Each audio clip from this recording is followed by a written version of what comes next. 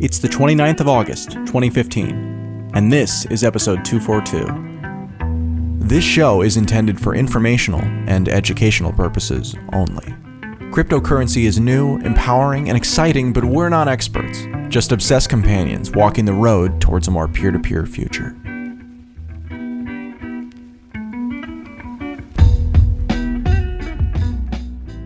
Welcome to Let's Talk Bitcoin. This is Matthew Zipkin, and today on the show we're joined by Rusty Russell from Blockstream. He's an engineer over there working on the Lightning Network.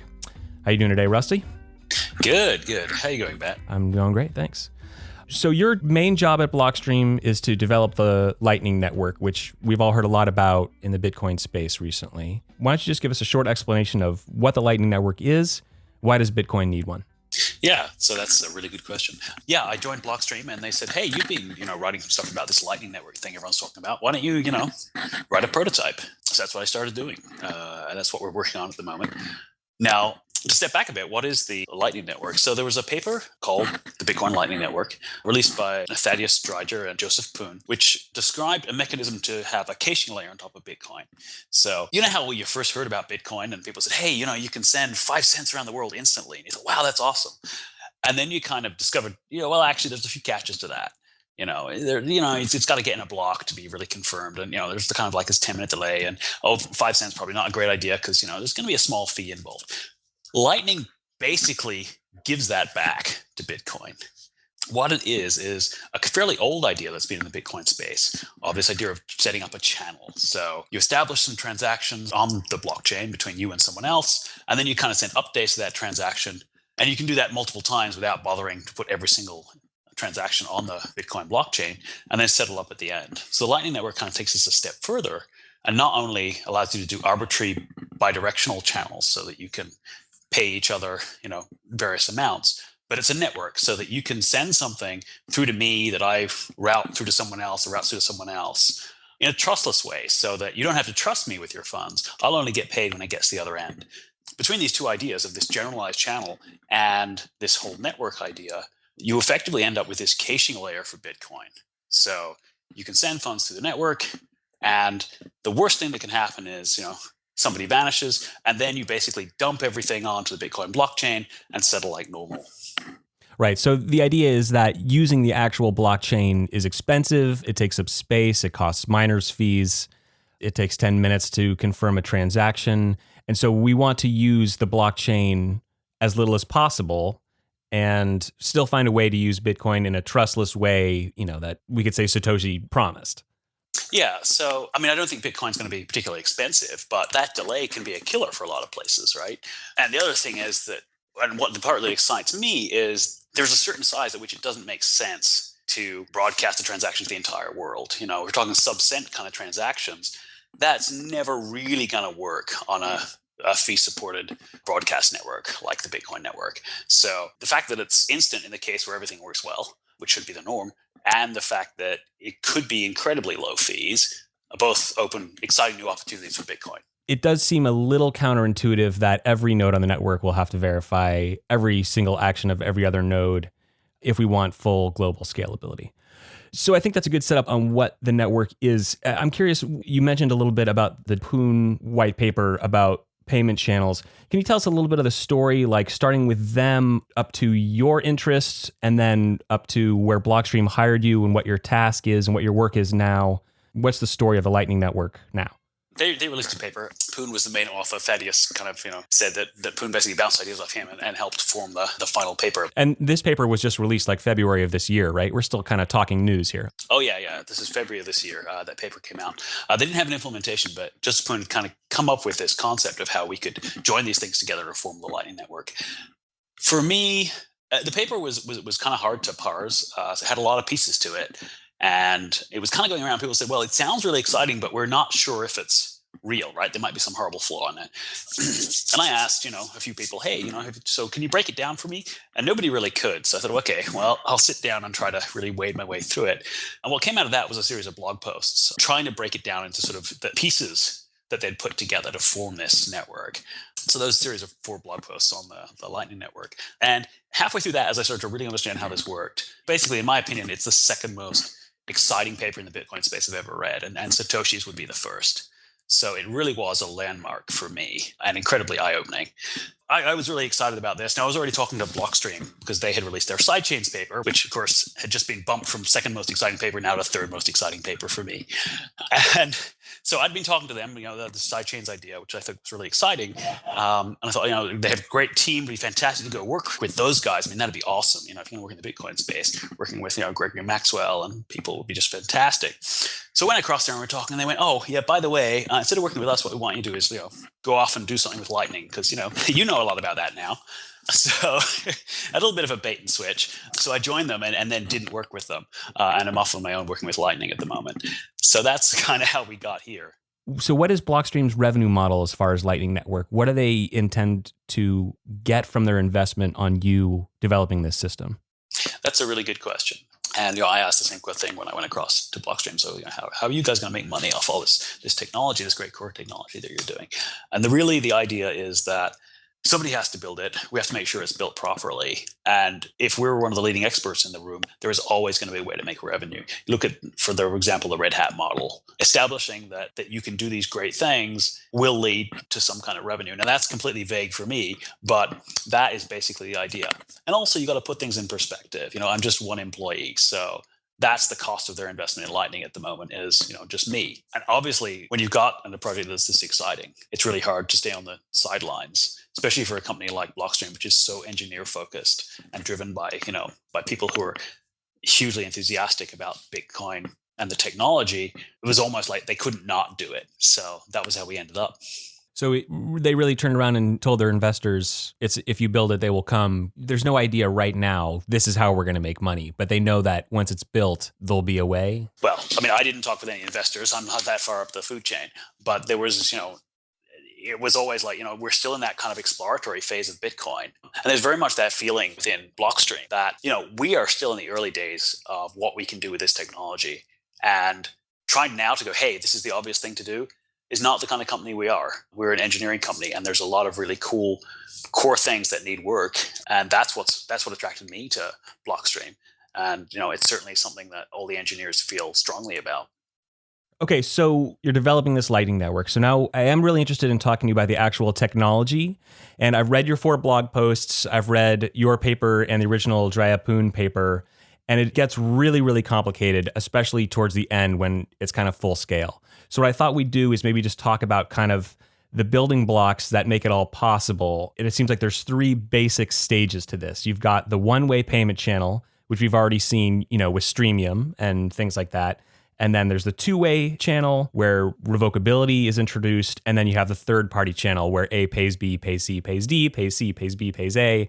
And that's where you start to get these really amazing diagrams with 17 transactions and arrows pointing all over the place. So let's go through the technology, just like the basic building blocks. Let's just talk about how a basic one-way payment channel operates, where let's say I go to the cafe on my corner every single day and I buy a coffee from them. And instead of creating a Bitcoin transaction every day, I can open a payment channel and do off-chain transactions instead. So how does that work?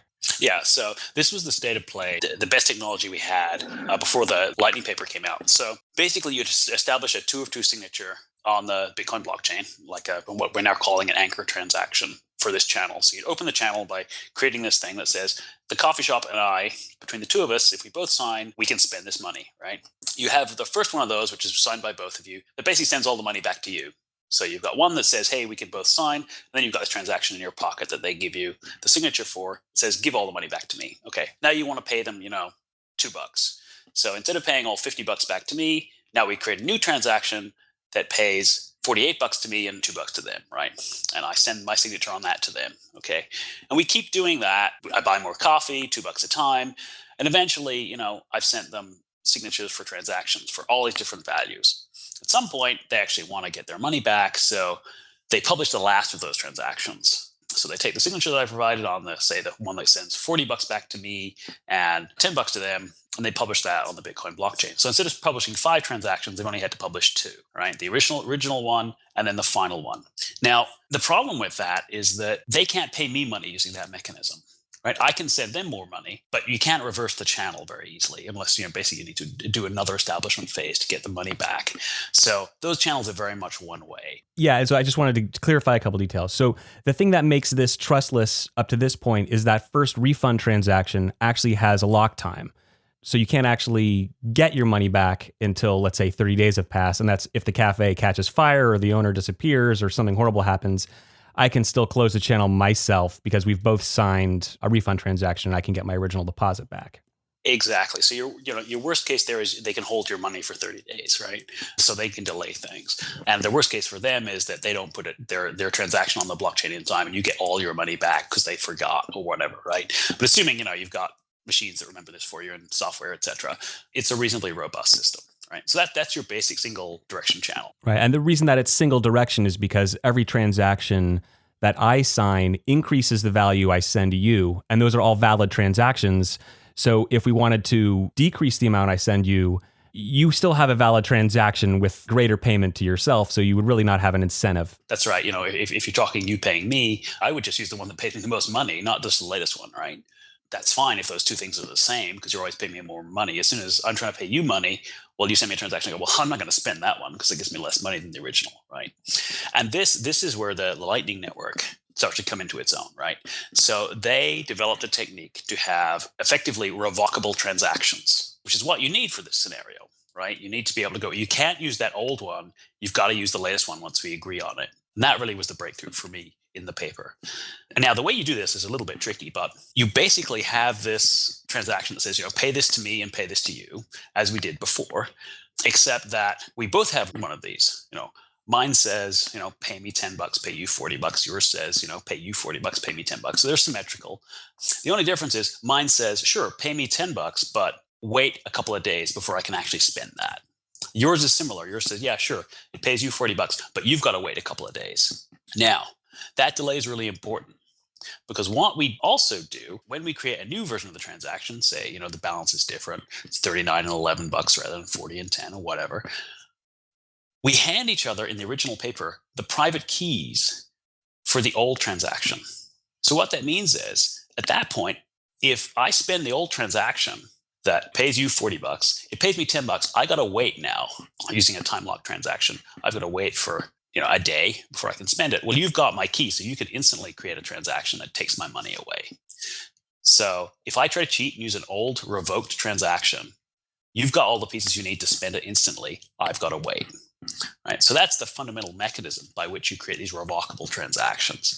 Now, there's a couple of different ways of actually doing that. And we use a different one in the deployable Lightning paper that's slightly simpler and is closer to something we can do in Bitcoin today. And it is quite clever because the only way to actually revoke a Bitcoin transaction is to double spend its input and therefore making the transaction that you're holding unusable because its input has already been spent. That's right. So this really does add something new to Bitcoin, right? This is something that we really didn't have the concept of before. As you say, you could double spend out, but you couldn't really take something that existed and effectively revoke it later and say, okay, that's no longer useful. And this technique allows you to do that. So in this case, let's just go kind of step by step. You and me, we create a multi-sig and I fund it. Instead of a refund transaction with a 30-day time lock where I get all my money back, what we do instead is we each create a transaction, one where I get all the money and one where you get all the money. No, because if you put all the money in, then obviously both transactions, mine and yours, would both say you get all the money. You'd send me the signature that I need, and I'd send you the signature you need, right? So at this stage, either one of us could just unilaterally close the channel by dropping, that multi-sig transaction called a commit transaction on the network. Now, if I drop mine, I have to wait for my money. If you drop yours, you have to wait for your money. In this case, there's no my money because it's all yours. So okay, so the refund is still there as kind of a fail-safe. Yeah. But these new revocable transactions happen as I'm buying coffee from you, and then maybe the next day, I don't know, you buy sugar from me or some kind of like back and forth. So the actual value goes up and down. Yeah, so we cancel the old ones, we arrange the new ones, right? And then we revoke the old ones by handing over our keys in the classic one. In the modified one, we basically just hand over a pre-image for a hash. By the way, I had you some secret so that now you go, okay, cool. If you try to use the old ones, I can steal all the money, so I'm happy.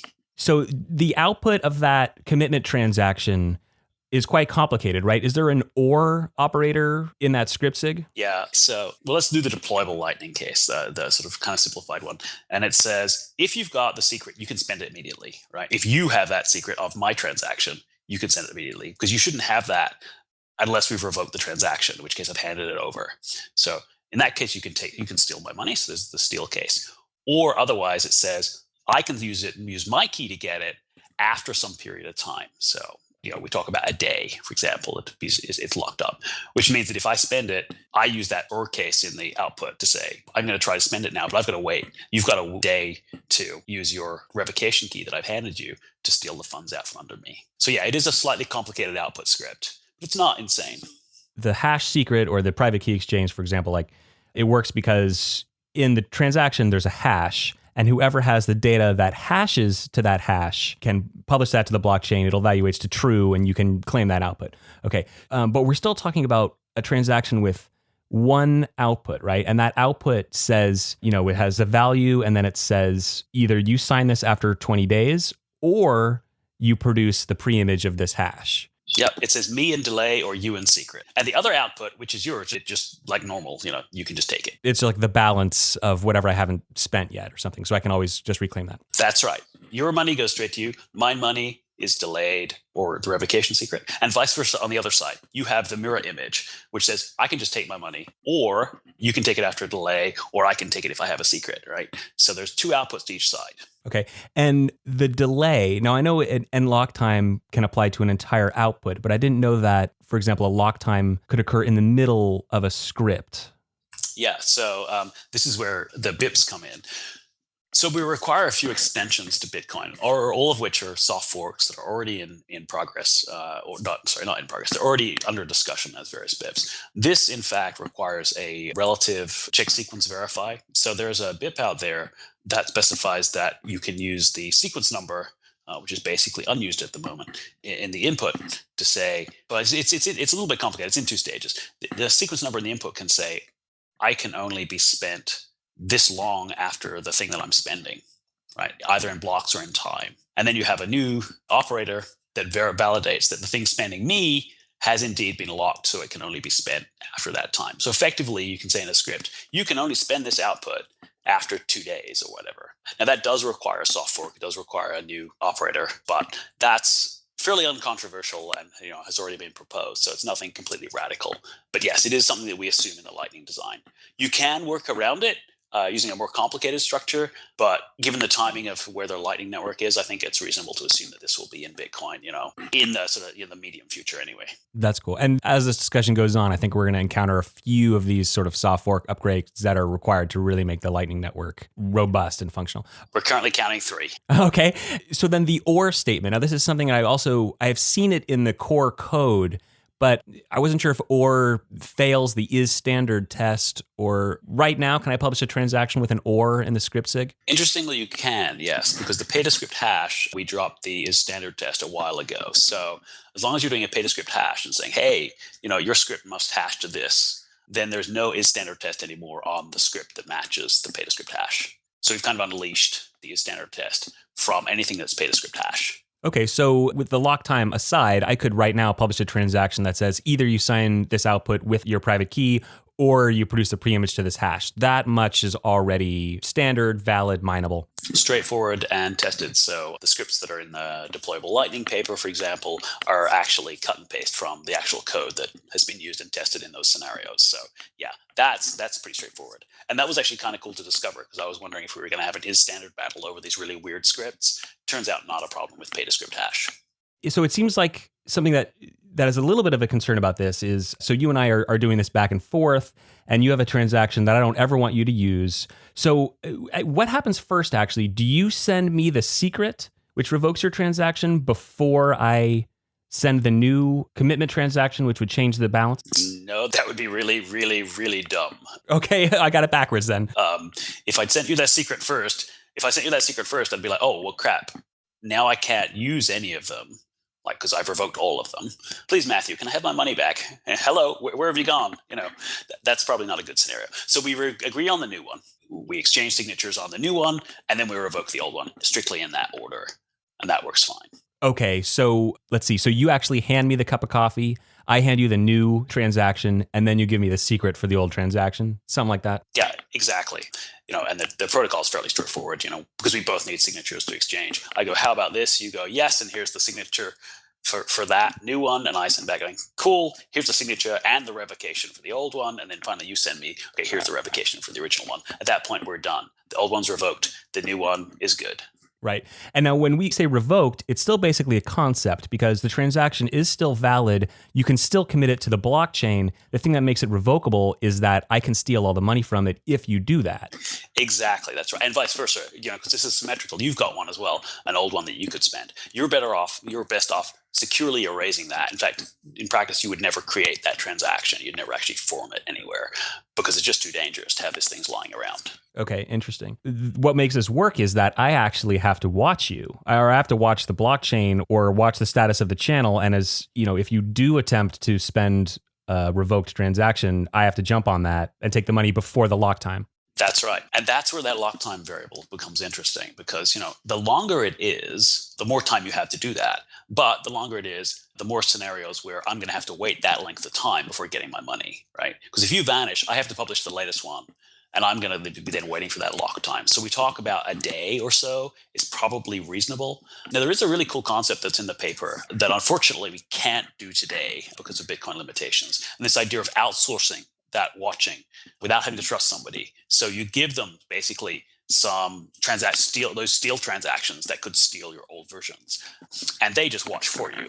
Right. Now, it's not completely trustless because they could just lie and not actually watch for your attempt to cheat. But it's trustless in the sense that they would just be able to drop those transactions of mine and steal the money for me if they did see you cheat. So we could see services like that pop up. Unfortunately, that requires some new COPs, which we don't have in Bitcoin, and it's a much bigger debate to get those in. But it's certainly a concept that's out there.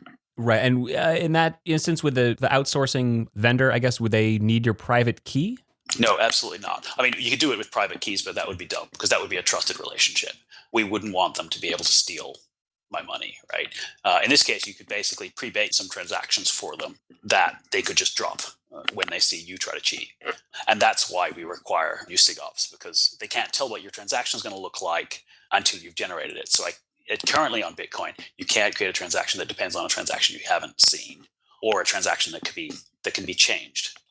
And in that case, because you're creating the signature, you can always change it. So we can't quite do that today, but it's certainly there as a concept and something that we're going to look for in future. Right. Okay. And since you're talking about changing transactions, let's bring up transaction malleability at this point too, because anybody who went through Mt. Gox remembers malleability being an issue. And I know there's been some BIPs to address it, but it's incredibly crucial in this case because you can always change a transaction by signing it again with a new random number, and that will throw off the entire channel. So how is that being addressed?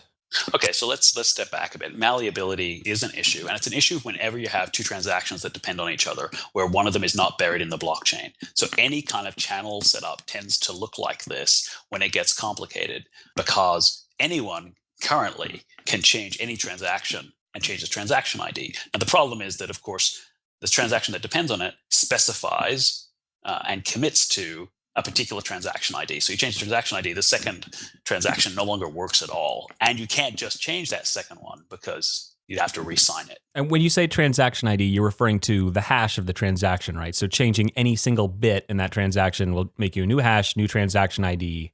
Exactly. In fact, in the Elements Alpha sidechain that Blockstream produced, one of the cool things they did is change the transaction ID. So the transaction ID is no longer the hash of the entire thing, and it actually makes this whole problem go away.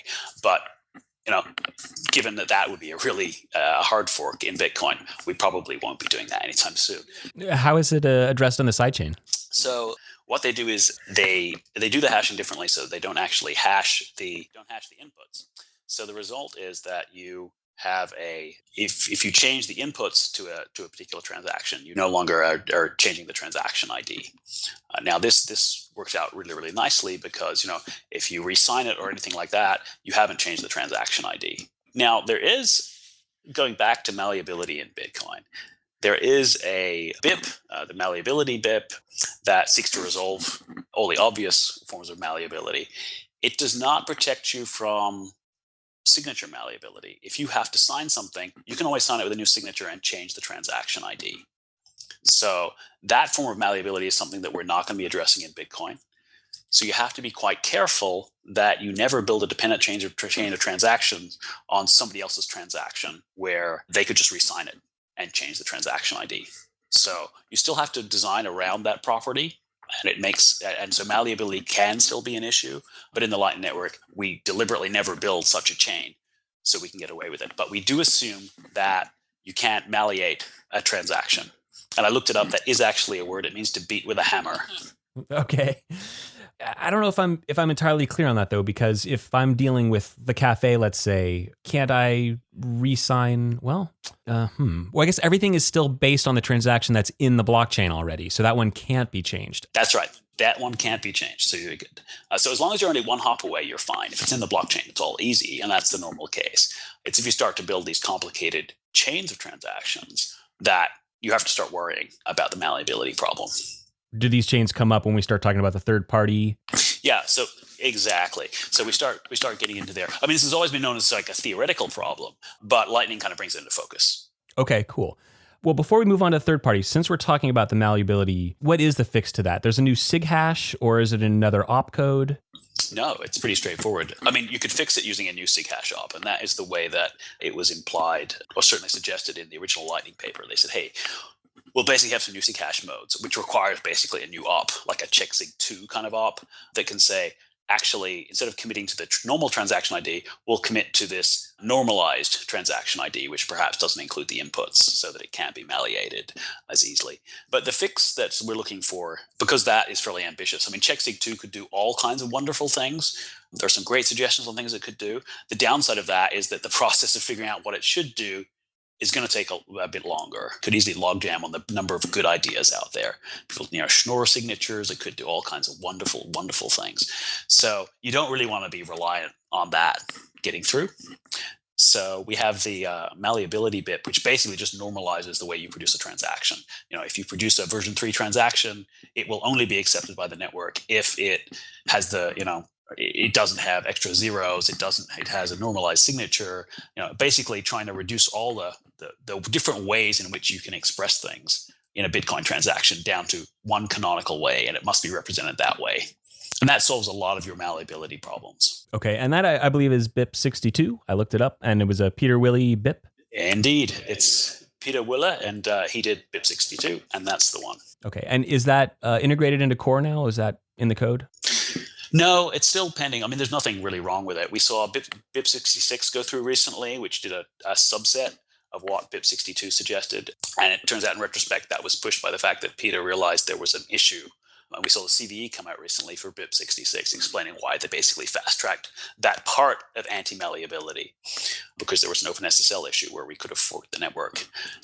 But the whole BIP 62 has just been waiting for like a killer use case, right? There are other issues going on at the moment, as you may have noticed in the Bitcoin world. So it's kind of been on the back burner. The existence of Lightning perhaps pushes it a bit closer to the front burner. So I've been talking to Peter about it. There's no real roadblocks on it. Everyone agrees with it. It's just a matter of, doing the work and getting it deployed. Gotcha. And quick tangent, actually, as long as I've got you here. Every time you do a soft fork, when you take a no-op and you give it a new function, are we ever going to run out of no-ops? It's a really interesting question. We will probably end up, it's speculated, and Peter Todd has suggested this, we would take the last no-op and we would make it basically, it would take the top thing on the stack and take that as the extended instruction to do. So it basically open that up to be a whole heap of new no-ops, right? Oh, okay. So it would be a no-op that takes basically an argument, and then that could be any infinite number of new functions. Exactly, that's right. So you'd probably end up doing something like that to get your last no-op. We're a fair way away from that, though. So I think we still have 14 no-ops unaccounted for. So it'll be a while before we get to that.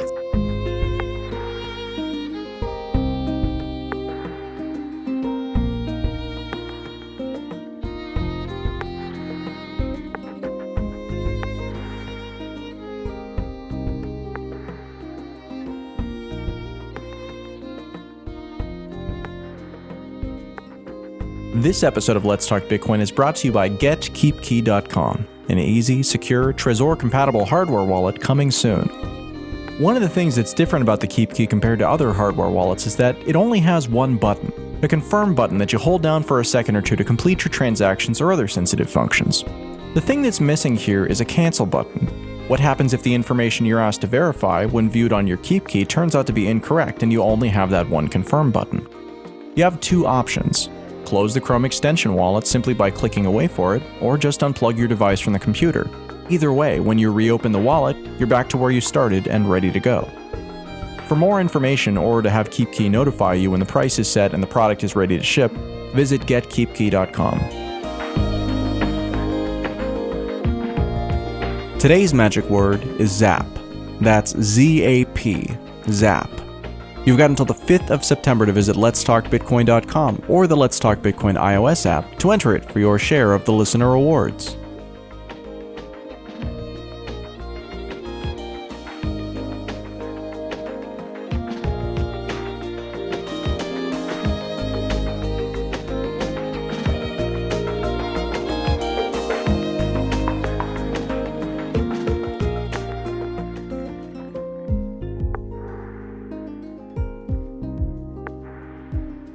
Let's rejoin the conversation now.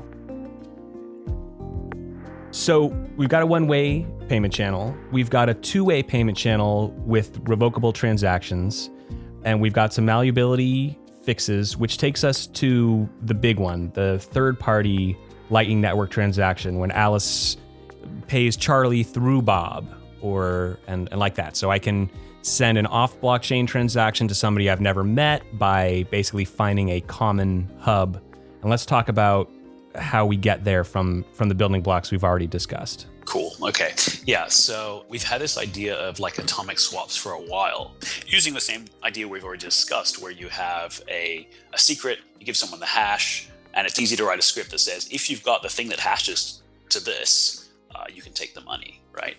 So this technique's been used for atomic swaps and all these kind of cool suggestions. Here we're using it to say, okay, so let's use an example where Alice is going through Bob to pay Carol, right?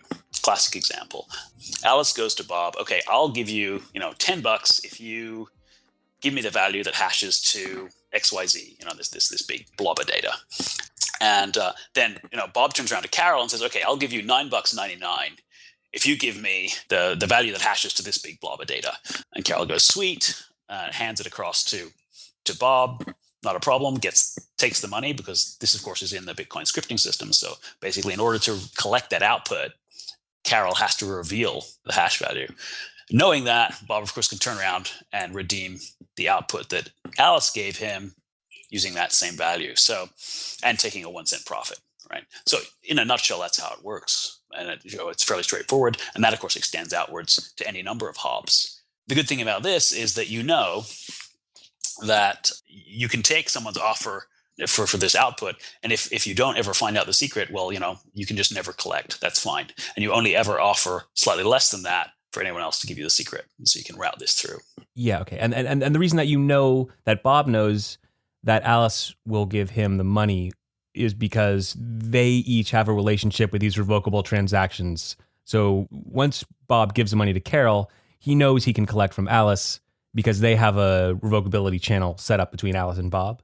You can throw away all the channels, and you can just do this on blockchain today. So you can think about it as just it's a very generic mechanism by which, you can create a transaction that says, it will pay me 1 Bitcoin if I know the answer to, what hashes to this value, right? That's easy to do in script, very, very straightforward. We can do that on the blockchain today. Of course, there's no reason if it's on the blockchain for you to do it via me, but the theory is there. Now, similarly, I could create a transaction that offers, 0.99 Bitcoin to anyone who solves this. This is basically the same question: what hashes to this, right? And I know that if, by definition, if they manage to pick that up, they've revealed the value, what we call the R value, and then I can collect the money from you. So we can create a network like that. Now, obviously, once you take this off the blockchain, we're talking inside channels.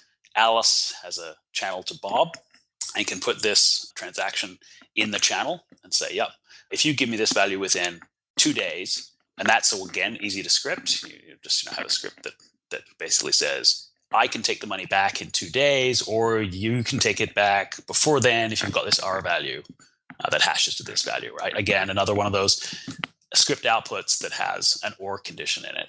but it's still fairly straightforward.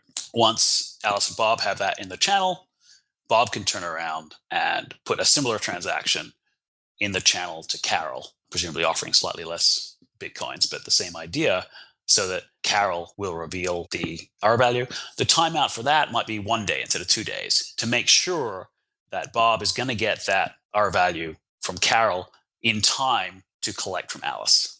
Right, because if time runs out, Alice can take her refund. That's right, exactly. So you've got to make sure that there's a bit of a difference there. So some of these, I can see these channels, especially when you get 4 or 5 hops going and multiple parties involved, they're just kind of like big houses of cards. And as soon as one person misbehaves, then the entire thing collapses and transactions end up in the blockchain and it's all closed. Yeah, so everyone starts dumping the blockchain when there's any trouble. In fact, in my state prototype, basically anyone violates the protocol, you drop to blockchain. That's always the sort of method of last resort. We're kind of building these castles in the sky, and as long as everything works well, it's great. But they're always set up in such a way that we can just drop everything on to the Bitcoin blockchain and have it resolved that way, potentially with a timeout that maybe a few days. But if you've ever had your credit card frozen for some reason, you'll realize that's a lot better than the current state of play. But say I'm in a foreign country and I want to use one of these Lightning Network off-blockchain transactions with a vendor there, and assume that we know we have something in common. Like, let's say it's, Bitcoin Visa, that is like a hub, and they've got channels open with everybody.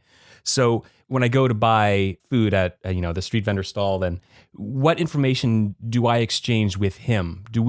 Does he give me the R value right then? Do we have to agree on a route through the network before, the transaction is completed? What's that interaction like? These are all the really fun questions, right? And we're talking about software that doesn't quite exist yet. So we're into the realm of speculation at this point, right? So that's important to bear in mind here. Now, the boring case is where there's one big hub that everybody can connect to, right? You don't really need a network then. You just need a hub. And I really hate the idea of having a centralized hub I hate the idea of having a centralized hub. But 2, I hate the idea of one place that knows all my financial transactions. So let's step back a bit. I have an app on my phone, say, that has connected, when I installed it, and established channels with 5 random nodes on the network. Now all we have is a routing problem, because their end needs to say, and my end, I need to figure out a way to get a payment through to wherever they are. Now, there are some interesting ways to do that as the network grows, but it's certainly a tractable problem that if all else fails, you deal with by having, some special nodes that are hubs. But I'd like it to be as flat as possible so anyone can figure out how to connect to anyone else. And we've been throwing around on the mailing list different ways of doing that at scale when we're talking about millions of nodes on the network. But assuming that we can, I can figure out a route to them. Now, maybe they give me some, hey, here's how you get from these example places to me. And therefore, if I can get to any of those, I can figure out a route. They also give me the hash value of this R secret that they've generated. And I go, okay, I figured out the route. It's 15 hops or whatever. I mean, that's a little extreme, but, maybe it's 5 hops that I figured out the shortest, cheapest route, because different people may charge different amounts of fees. And I say, okay, so the fee's going to be this much. They want $10. It's going to cost me $10 and 1.03 cents or whatever the amount is. And I start offering the first hop, and I say, hey, I'll give you, $10 and change if you give me the value that hashes to that hash of R that they've already given me. Okay, so my first approximation on how this would look is it would look very much like a normal kind of Bitcoin transaction. There would be a payment channel between me and them somehow. Instead of saying, hey, just pay to this Bitcoin address, they'd say, hey, you can pay me via Lightning as well. And then I'll just have to figure out the route to get to that Lightning address that they've given me. In fact, there's one idea which I really like, that is Bitcoin addresses will always be Lightning addresses. So, if I can't figure out how to get you on Lightning, I just drop it on the Bitcoin network like normal. Right. I think that's really important because, one, Lightning really is a caching layer for Bitcoin. It's not a different thing. And secondly, that's the kind of failure mode that you always fall back to anyway. If the Lightning network can't route, or there's a protocol problem, or, one of these nodes goes down, or whatever, you always end up on the Bitcoin network. So your app is going to need to have some understanding of Bitcoin and all those things. So you might as well just go, hey, if you can't route to them, just drop it on the Bitcoin network. All else fails, we have the normal confirmation delay and everything else, but it's not the end of the world. Right, we're not trying to make Bitcoin and the mining network obsolete by doing everything off chain. Like, there's still obviously tons of activity on the blockchain. This is actually one of the key points that I really wanted to make here. There's been some speculation saying, hey, the block size debate, right? If everything's on Lightning, then hey, we don't need, we could get away with tiny blocks. I think that is absolutely wrong, and it's wrong because if the Lightning Network really takes off and everyone goes, hey, cool, I think the killer app for it is going to be sending really, really tiny transactions and lots of them. And if that is something we've never really been able to do before, I mean, send, 0.01 cents around the world really hasn't been feasible. If that becomes something you can do on the Lightning Network, then I think it's going to draw a whole heap of people into Bitcoin. Well, all those people are going to need Bitcoins, and they're all going to need to set up channels on the Bitcoin network and all that stuff. So it will make things worse and not better from the point of view of capacity planning for the Bitcoin network.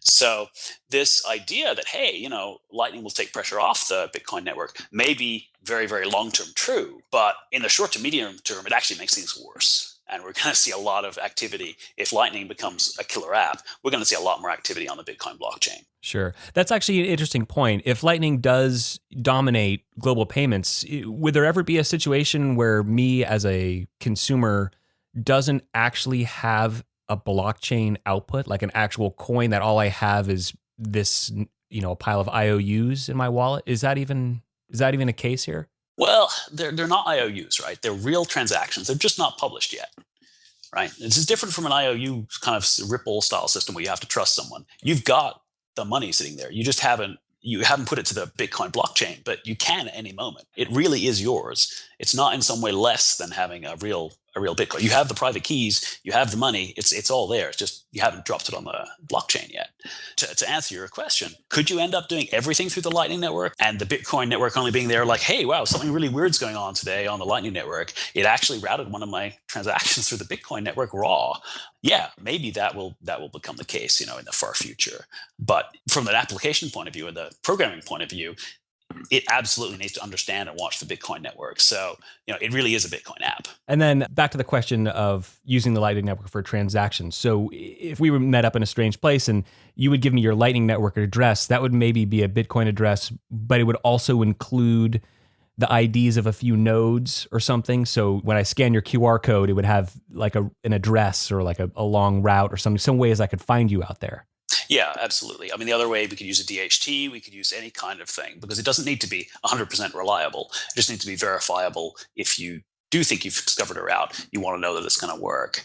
So the speculation at the moment is we'd probably use some kind of DHT kind of system where you'd have this distributed hash table and you could go, hey, does anyone know a route to this guy? It would go through the hash table. And, maybe you'd give me some help, some hints and go, hey, actually, here's 3 points that might be worth asking, or here's where to get to me from these 3 points. And so I can find any of those, I'm good.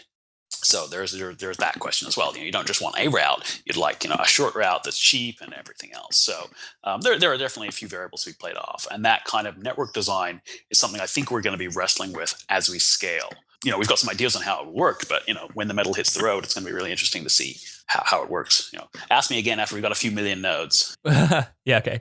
And then so all these Lightning Network transactions and payment channels, they all revolve around lock time as being sort of a fail-safe, which means that they're all going to end eventually, because eventually you're going to run out of lock times. Interestingly not, because we have relative lock times. So assuming that we get the relative lock time bit, where basically you can say, firstly, that an individual output, we reuse the end sequence field in an input to say, I can only be spent this relative length of time after the output that I'm spending. So that's the first ingredient. So it's an odd way to do it, but it happens we've got this redundant field in the Bitcoin input. So if we use that and start soft forks so that we enforce that, and there's a bit for that, we can then add an operator say, hey, make sure that the input has used that field and that field is greater than this value. So it is enforcing more than 2 weeks or whatever thing you want. So if you go for relative lock times, you never end up in this situation where, hey, it's a year's up, we need to refresh our channel. You can actually just keep running them forever. But doesn't every channel start with an anchor transaction, which is mined into a block? So you're saying that output doesn't have... That output does not need, exactly, because unlike the single direction channel, which required you to have this output that would time it out, the refund output that's basically setting a deadline on how long this channel can last, we use the original commitment transactions that we negotiate beforehand, before publishing the anchor transaction. We set that up so that we can get our money back first. Now, since we've used the channel, we've revoked that long ago, but it did exist in the beginning. Okay, I see. So you can use relative lock time to extend the life of a payment channel. Exactly. So our payment channels do not expire for some arbitrary lock time. Now, if we didn't get relative lock time and we had to use the absolute ones, then yeah, we would have to play games with that, and we would end up with having to recycle channels. Okay. And then since we are talking about full blocks, what happens in the situation where I'm trying to get a commitment transaction into the blockchain before, a refund becomes valid, but the blocks are too full or I don't have the fees or something, and I just can't get my commitment into the blockchain, and then all of a sudden the refund's valid and I haven't got my commitment in, you could broadcast the refund transaction before the commitment. Yeah, this is an interesting attack that's lined up in the original paper, where they say, hey, particularly if you had, say, a massive DOS or something's discovered, and a whole heap of nodes go down at once, and they all flood the blockchain with their transactions. And that's a more interesting case because, for example, in a default client, we use 10 times the normal fee on commitment transactions. Because in the normal case, you'll never broadcast these transactions, right? You'll settle up at the end of the day. You create a special close transaction between the two of you if you do want to close the channel, and the network will never see these commitment transactions with have the time delay and all that stuff. That'll never hit the network. So when we create those and sign them for each other, we put a massive fee on them for exactly this reason. We want those to go fast. But the case where we get multiple node collapse, we could still see a huge flood of these go through the network. So we could still start worrying about full blocks at that time. So despite that mitigation, it's possible that we could have full blocks. Now, you could just say, hey, extend the timeout till it's a ridiculous length of time. But that also means now that, if you do a unilateral close, you have to wait for that timeout to expire. Say extend it to 30 days. And we're not going to have full blocks for 30 days with 10 times normal transaction fees. So therefore, I'm pretty happy with that. But 30 days is a long time to wait for your money if you have to publish one of those. So there's been an interesting suggestion from Gregory Maxwell called time stop, where if blocks fill up, then we simply would stop the clock for relative and, in fact, absolute timeouts. So that, and this would be a soft fork change to say, hey, if blocks are full, we're not going to start expiring everything. So there's just definitely an interesting proposal on how to address that. But it's the kind of thing that would probably only become something we would seriously consider if this started to be a problem. It's certainly not going to become a problem in the early days. It would have to be, Lightning Network would have to be massive before we'd even really consider this as something that could happen. I see. So the idea is that the lock time would be like, okay, this transaction is only valid in 10 blocks, but if there's a full block, it's now valid in 11 blocks. Or if there's another full block, now it's 12 blocks. Exactly. And that has some other nasty effects that you can end up waiting longer in the case of full blocks. But assuming that, full blocks are an emergency kind of this shouldn't be happening condition, then that's certainly the lesser evil. Okay, cool. So a few more questions about the hubs. Now, is there any way let's say I want to run a hub. I'm just a guy. I actually do run a Bitcoin node. What if I want to run a Lightning hub? Or could there possibly be a decentralized hub, the way we have decentralized P2 pool, decentralized mining? Can you make a hub that has a multi-sig where 5 people run the hub, and maybe users would find that less trust, less centralization required? Okay, so yeah, generally stop talking about hubs. That was the terminology I used originally because it really implies decentralization. I started just talking about nodes. Everyone's a node, right? In fact, your cell phone could be a node, right? But say you want to run a node, and I think a lot of people should, because obviously the more people that run nodes, the more decentralized the network is. There are a couple of things. One is that you would potentially earn fees. You'd be charging everyone who puts Bitcoin through you, but they don't really have a trust issue with you, other than the fact that you have some exposure to what payments are going on in the network. So there's a potential to do data collection, and you're dealing with people's financials here. So that's something that you generally would want people not to do. So you would want a lot of honest people to run hubs. The issue with this one is that you would have a hot wallet on your Lightning node. So there's potentially a security issue there, right? Because you need to be able to sign transactions and everything else. That implies that you've got a hot wallet for whatever the total value of channels that you're dealing with is. From your point of view, you're thinking, okay, so what's it? Maybe I'll run a really small one. That'll be fine. Now, the potential to do like a multi-sig is certainly possible. It doesn't gain you anything, however. The real risk is not that the hub will run away with your money, because it can't. The risk is that the damn thing will go down, and you'll be stuck waiting for days to get that payment back. And the other one is that they'll do analysis and try to violate your financial privacy. And it doesn't help that they're multi-sig. That makes no difference at all. Or there could be censorship. They could censor, but then you can route around it. That's not really a problem. You should run more hubs. If there are 5 of you, you should probably run 5 completely independent nodes, and then the network will be much healthier. Now, one of the things that we're doing, even in the original version, is to look at basically onion routing, where each hop only knows the next hop and obviously where it came from, but can't see the whole message. You can see the sides, either side of you, which you kind of have to do, but you can't see where it's going and you can't see where it originally came from. And I think that's really important because, financial privacy is really, really important for people, even if you're talking about small payments. In fact, perhaps even more for small payments. And also, we don't know what the network's going to be used for. I think if you could identify every payment going across the network, that would be incredibly compromising, and certainly not something that we should be building on top of Bitcoin, which is supposed to be, this pseudonymous and fairly anonymous network. And certainly, I wouldn't be able to stand in the same room as people like, Adam Back and Greg Maxwell, who are, obviously the old cypherpunk kind of people who are incredibly privacy sensitive and not have some kind of answer for how we were going to protect people's, financial privacy. Now, that said, if somebody sees 2 points in the route, they can easily correlate the payments because they'll have that same R value hash, right? So it's not completely anonymous the same way like a Tor connection would be, but we can certainly protect as much as we can people from doing analysis on what's going through the network. Or at least make it as good as what Bitcoin blockchain already offers. That's right. Exactly. That is certainly the minimum bar for me, is that it's got to be at least as good as that, and better if possible. So in a Lightning Network transaction, there's so many messages going around. There's the R values and the hashes and the transactions, and we need to agree on multi-sig everywhere and stuff. So many messages. Are these messages are they being relayed across the Bitcoin network, or is it, what's the messaging protocol? It's going to certainly have to be a separate network. So at the moment, we're using protobufs for the prototype. Now, I should talk about that actually, because there's 3 people implementing Lightning Network. I'm just one of them. There are another couple of people who come out of the woodwork with different parts of an incomplete implementation. And the idea is we converge on at least a common protocol, so these all talk to each other. There's the Java one, there's the Python one, and there's the C one, which is mine. The current scheme is to use protobufs. We will have a separate peer-to-peer network. It doesn't really make a huge amount of sense to run across the Bitcoin network. There's a whole level of design there for a peer-to-peer network, but it does make sense to have a separate Lightning peer-to-peer. Right. And then, these messages could be encrypted or would they be in the clear? Is there a man-in-the-middle attack vector? Must be encrypted.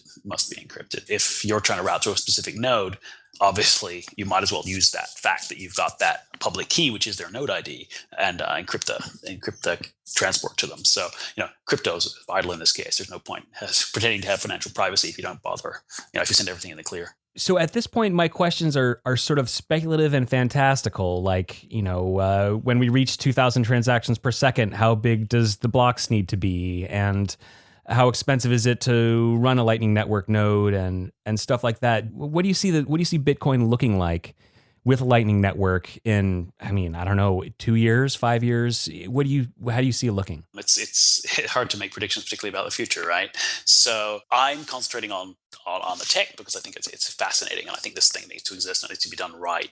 So if we project forward in the future and Lightning becomes a thing, I think you get wallet integration is going to be key, of course. Somebody can show you a QR code and your wallet goes, yeah, cool, I'll send that through the Lightning Network, and it all just works.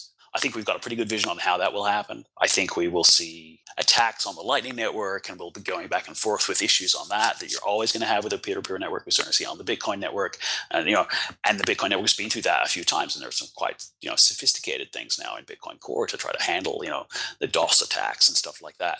We're going to see the same kind of thing on the Lightning Network. From a user point of view, for me, it does get back to that original, when you first heard of Bitcoin and they said, hey, you can do this stuff and it's instant, and it's, and it's, and the fees are trivial. It does get back to that Bitcoin roots kind of feel. So if this thing works and all the other ducks line up in a row, we end up with this fantastic story, I think, for Bitcoin. That is, hey, you really can send 5 cents to someone halfway around the world for so little that you don't even have to think about how little you're spending. So in your opinion, even if you have to send through 5 or 6 nodes and each one is taking a few Satoshis as a fee, you still think all those fees together will still be less than a regular Bitcoin transaction? I think they will, because there's a fair bit of competition between nodes. And really all they're doing is effectively tying up that money for a tiny period of time, except in the off case where something goes horribly wrong and they lose it for days. But in the normal case, they're tying up that cash for a few seconds. And that's not very expensive even. You calculate out 20% per year interest, and I want to earn some money and whatever else. It still works out to a very, very small amount of money. And it's unlike the Bitcoin network where the costs involved are the size of transactions, the UTXO set, stuff like that. The cost really on that case is proportional to the amount you're sending, which is why it makes sense for Lightning to handle microtransactions, because other than your fixed overheads, it actually matters how much money you're sending through. With these contracts, there's a certain amount of like locked up money. Are users who are just using Bitcoin for the first time, are you going to tell them like you need to buy a whole Bitcoin and then lock it up in the Lightning network so you can use the Lightning network, and then you can't, spend it on the Bitcoin blockchain because it's sort of like it's a bond. It's kind of locked up in the network. Yeah, so there's a kind of transition problem here, right? Well, if everyone's on the Lightning network, it's easy. You don't care that all your money, quote unquote, all your $10 in Bitcoin that you have is on the Lightning network, because so is everyone else. So you can always use it to send to them. That's easy, right? It's that transition case where you go, oh crap, how much is in my non-Lightning wallet versus how much is in my Lightning wallet? Oh crap, you want a normal Bitcoin transaction and I don't actually have enough in my, that kind of problem. It's going to be a really interesting transitional issue. There are actually a few interesting ways that you can cross over between the two networks without involving, you could effectively pay someone on the Bitcoin through the Bitcoin network, through the Lightning network. There'd be like an exit node of sorts. Effectively, yeah. You'd route to someone and they would actually basically drop it onto the Bitcoin network. In that case, you'd be paying the fees for their Bitcoin transaction, but it's certainly possible to do that. I would imagine that we will see hybrid services kind of come around like that, because in many ways it's more convenient to have your money in the Lightning network because you can send it anywhere really, kind of instantly. But, obviously, or at least some amount of your money. And so, yeah, the software to handle, papering over those differences so that you don't see anything is going to be a really interesting experience. And we're going to be exploring a lot more on ways that we can do that. Somebody pointed out you can actually send Lightning transfers to non-Bitcoin networks as well. That's getting a little bit mind-bending for me, but in theory, it's true. You can do an atomic swap instead of just to the next hop on the Lightning network, you can do an atomic swap to anything. Basically, as long as you get the thing that R value that hashes to this hash that you've got, you don't care if somebody's got a trade sheep in Siberia in order to get that value. As long as it gets to you, the Lightning network works. So there could be anything at the other end, which opens a huge world of possibilities. So that's one of the things that's exciting to me. I think we'll see a lot of people do things and I will turn around and go, wow, I did not expect that to happen. So the obvious question now is, when do we get it? How far along are you? And is anybody besides Blockstream, like Drea and Poon, are they still working on an implementation of their own, or is it all kind of like you and Blockstream making the Lightning network right now? Drea and Poon are still talking on the list, and we get some cool, particularly for Joseph Poon. And I've met with Joseph, and we've had a number of good discussions. The Lightning Dev list is where sort of people are hanging out and discussing all these things, and he's reasonably active there, and it's been great. We also convinced him to get on Reddit, so he's been reasonably active there as well. As far as the coding goes, I opened a list and basically started a GitHub repo and just started churning out some simple demo programs to show each of the different transaction states and what they'd look like, and trying to make sure that we could produce something that we could deploy on the Bitcoin network without massive changes to Bitcoin.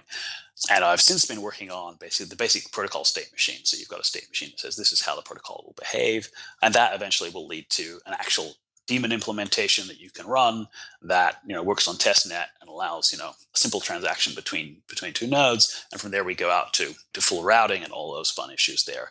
Now, since we launched that, it's all been completely in the open, so you're seeing all my mistakes on GitHub and all that stuff. There have been a couple of other projects that have popped up that have announced on the mailing list saying, hey, I've got an implementation, and they've got different parts of the implementation.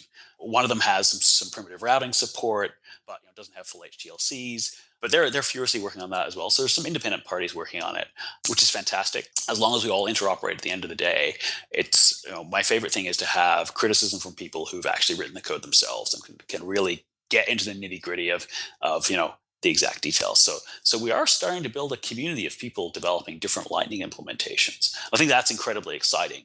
And that's certainly, I've been working on open source, for 18 years full time now. So just the default mode for me is always, do it out in the open and get as many people to contribute as possible.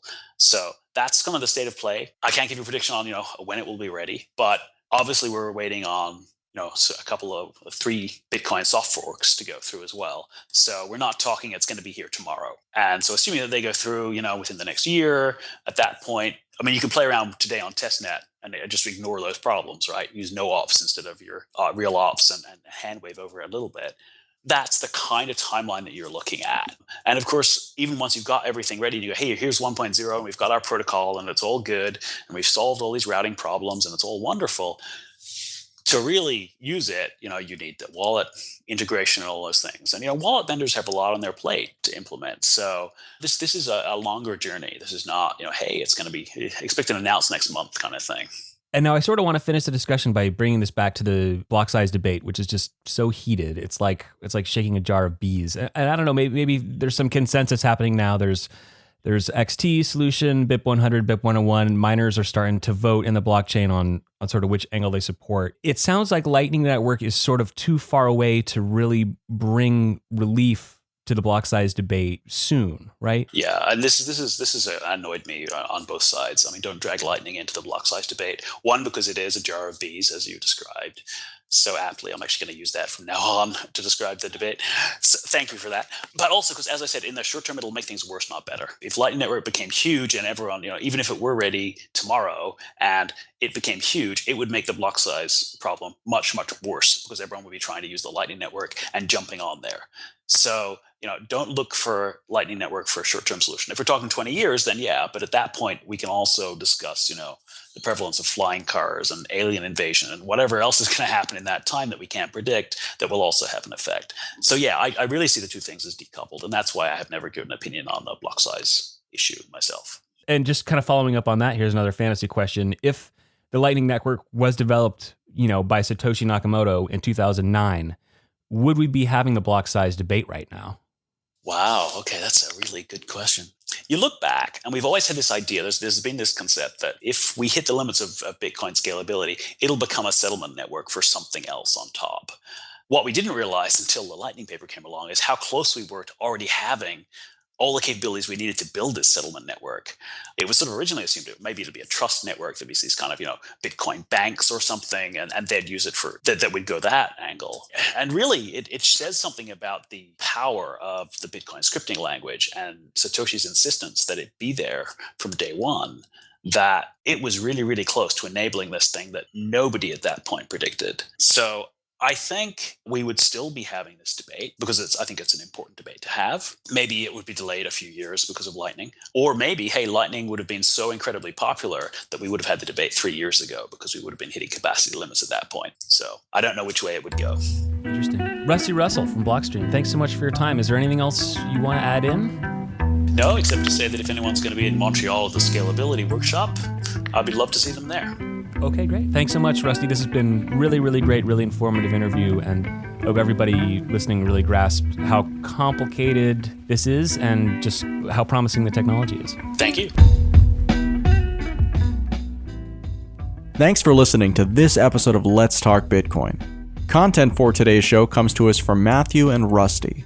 This episode was sponsored by GetKeepKey.com. Music on today's show comes to us from Jared Rubens and General Fuzz. Any questions or comments? Email Adam at letstalkbitcoin.com. Have a good one.